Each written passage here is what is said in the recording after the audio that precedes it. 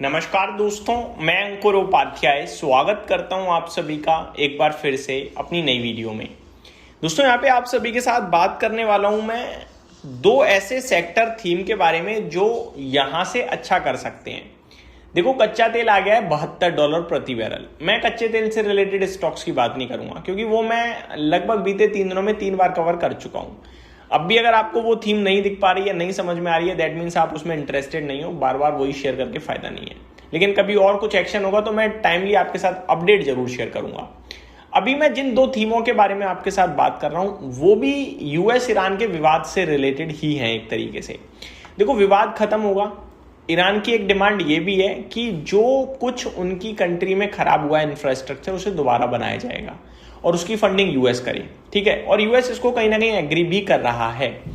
और भी काफी सारे ऐसे प्रोजेक्ट्स होंगे जो डिले हो रहे होंगे, जो रुके होंगे इस वॉर की वजह से, और काफी कुछ बिगड़ा है तो दोबारा बिल्ड होगा इंफ्रास्ट्रक्चर।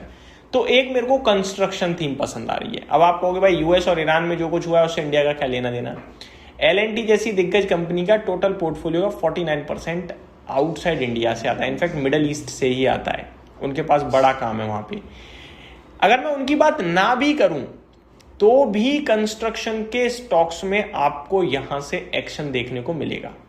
कंस्ट्रक्शन के स्टॉक्स कब से आपके रडार पे नहीं आए, आप खुद सोचो। और ये ऐसी थीम है जो चलने वाली है भाई। इंडिया इंफ्रास्ट्रक्चर पे ही खड़ा है, इंफ्रास्ट्रक्चर पे ही ग्रोथ आती है कंट्री की, और इंडिया ग्रोथ टेरिटरी में जा रहा है। इंडिया को विकसित देश बनाना है तो इंफ्रास्ट्रक्चर बड़ा करना ही पड़ेगा। चाहे फिर वो रियल एस्टेट हो, कमर्शियल्स में हो, रियल एस्टेट कमर्शियल में हो या रेजिडेंशियल में हो, हर तरफ कंस्ट्रक्शन को लेकर आपको जरूर ध्यान देना है। तो कंस्ट्रक्शन एक थीम नहीं, एक ग्रोथ स्टोरी होती है।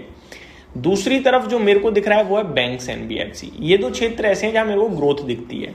कैसे दिखती है, क्या नहीं दिखती है, अब एक एक करके स्टॉक शेयर करता हूं, ज्यादा कुछ डिस्कस नहीं करता। देखो, अगर मैं कंस्ट्रक्शन में बात करूं तो सबसे पहले मैं बात करना चाहूंगा रियल एस्टेट की। रियल एस्टेट क्षेत्र मैंने एक बार और डिस्कस किया था कि यार बहुत ज्यादा ही ओवर करेक्ट हो गया है, और ऐसा नहीं है कि रियल एस्टेट की कहानी खत्म हो गई हो। अभी 826 पे इंडेक्स ट्रेड कर रहा है, ऊपर 1150 का आई है। अभी रिसेंटली जब ये 750 पे था तब मैंने आपके साथ वीडियो भी शेयर करी थी खरीदने के लिए, और रियल एस्टेट के ईटीएफ डिस्कस करा था उस समय मैंने। तो अगर आपने ईटीएफ भी लिया होगा तो 10% ऊपर चल रहा है। 750 वाला 826 खड़ा है तो 10% का मूव आ गया है पॉजिटिव साइड पे, तो वो परफेक्ट टाइम था। लेकिन अभी भी मैं कहूँ खराब नहीं है। एक अनंतराज कंपनी है। देखो, रियल एस्टेट और डेटा सेंटर दोनों जगह धंधा है। जब यही शेयर 900 रुपए पे था सबको पसंद आ रहा था, आज ये शेयर 521 पे, लोगों को डर लगने लगा है। लेकिन डरने वाली कहानी नहीं है ये ग्रोथ स्टोरी है, भरोसा करो इस पे। 521 रुपए पे बहुत बड़ी करेक्शन हो गई है, लगातार गिरावट देखी हम सभी ने, अब साइडवे हो गया है और फ्रेश नहीं गिर रहा है, अच्छी बात ये है। लेकिन इसमें अगर चाल आएगी ना, बड़ी चाल आ जाएगी। आपको सिर्फ क्या करना है, रोकना है। अब कब आएगी, वेट कर सकते हो मूवमेंट का, जब मूवमेंट आने लगे तब लीजिएगा, या है तो होल्ड करके एवरेज कीजिएगा। फ्रेश लेके यहाँ पे वेट ज्यादा करना पसंद है तो आप यहाँ पे भी लेके बैठ सकते हो।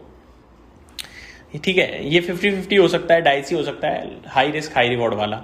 अब मैं आता हूँ लो रिस्क और न्यूट्रल रिवॉर्ड वाले पे। प्रेस्टीज एस्टेट्स 1556 रुपये है, बहुत ही शानदार कंपनी है यार।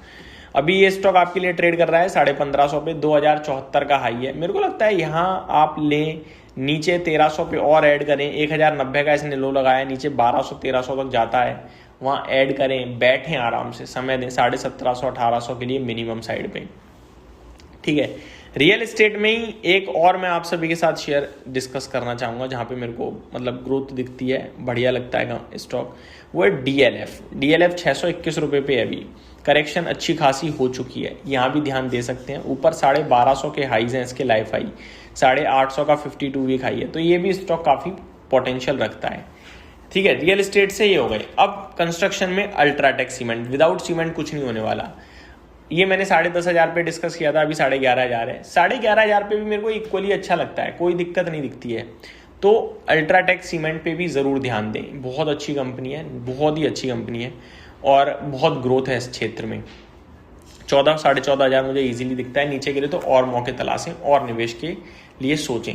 अगला स्टॉक है L&T यानी लार्सन एंड टोब्रो। अगर L&T की बात करी जाए तो 4216 रुपये पे है।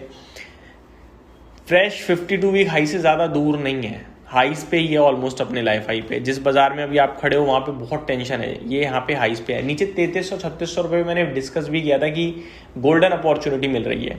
यहाँ गिरावट हो तो और लीजिएगा, ना हो तो फिर अभी तो थोड़ा वेट भी कर सकते हो। 4000 के पास एंट्री मार लेना, वो ज़्यादा बेटर होगा। इस भाव पे तो लेके क्या ही मज़ा आएगा, हाइस पे लेने में मज़ा नहीं आता। ठीक है, तो ये हो गई आपके लिए कंस्ट्रक्शन। छोटी कंस्ट्रक्शन में भी बहुत है मेरे पास, बट उसको अभी मैं डिस्कस नहीं कर रहा। अब आते हैं बैंक NBFCs पे। यहाँ पे थोड़ा मूव आ गया है दोस्तों, तो कन्विक्शन तो है, लेकिन प्राइस आपको उतनी तेजी से फेवर करेगा ये कहना मुश्किल है।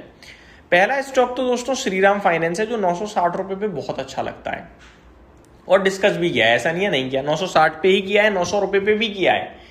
ठीक है, दूसरा है दोस्तों SBI। अभी आपके लिए कहाँ पे आ गया है ये स्टॉक? SBI आ गया है 1045। अभी 970-980 हुआ था, गोल्डन अपॉर्चुनिटी कह के शेयर किया था। यहाँ से भी कोई दिक्कत नहीं दिखती है, बहुत ग्रोथ है SBI में, आप यहाँ ध्यान दे सकते हैं। इतनी बड़ी कंपनी इतना अच्छा मुनाफा मार रही है, और कुछ क्या चाहिए आपको। मिड कैप में फेडरल बैंक बहुत अच्छा लगता है, लगभग 220 रुपये, 190 रुपये, 185 रुपये से डिस्कस कर रहा हूँ उसे मैं लगातार। 324 पे तो कॉन्फिडेंस भी नहीं है कि यार ऑलरेडी बहुत चल गया, लेकिन ग्रोथ स्टोरी है ये। अभी 18 की पीई पे है, महंगा नहीं है। तो ये अगर किसी रीजन से आपको 280-85 मिल जाए, बहुत अच्छा भाव हो जाएगा। अगर है किसी पे तो अभी भी मत बेचना, हाइस पे ही खड़ा है, क्या ही बात करूं मैं अब इसके बारे में आपसे। अगला स्टॉक दोस्तों है ICICI बैंक। ये क्या है, ये FIIs के पकड़ में आ गया है। अब यहाँ पे मूवमेंट आने लगा है, लेकिन अभी भी कॉन्फिडेंस उतना नहीं है कि FIIs क्या पता किस दिन बेचने लगे। लेकिन ICICI बैंक में मुझे ऐसा लग रहा है जैसे इस बार जो नीचे से मूव आया ना, ये शायद 1500 की तरफ लेके जाए इसे, तो ये स्टॉक भी रडार पे रखना चाहिए। तो ये मेरी तरफ से स्टॉक स्पेसिफिक वीडियो थी, उम्मीद करता हूँ जानकारी पसंद आई होगी। Thank you so much for watching this video, have a great day guys.